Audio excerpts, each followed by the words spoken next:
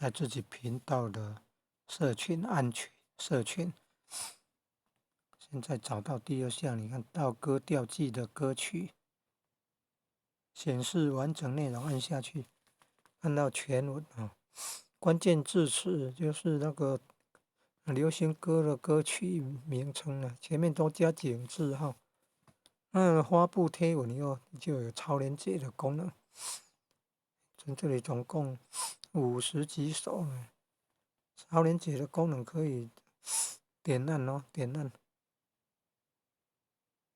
刚刚已经搜寻到第12回响曲了，现在要点按第13，庭院深深。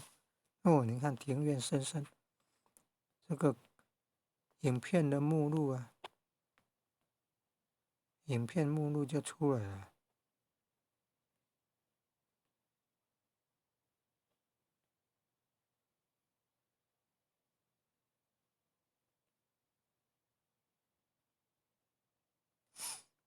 所以要找到那个影片的目录，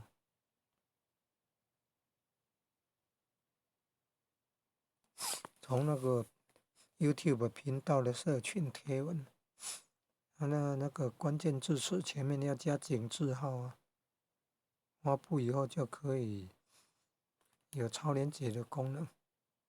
那怎么把它加进去？加进去自己的播放清单呢？哎，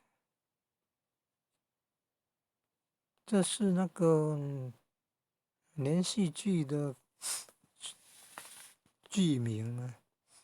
现在要找的是歌唱的呢，还是那个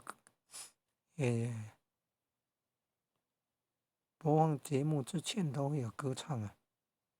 哦，这个好，你看这个弹钢琴的，哦，还有底下那个叫做拇指琴的，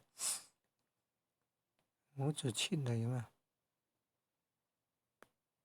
哦，还有蔡琴的，蔡琴唱的啦，你看，看你要是要唱的，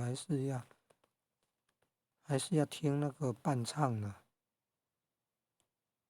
先按这个弹钢琴的，按画面右下角3个点，按第2项储存至播放清单，勾选第2项到歌调记的歌曲整合，点按完成。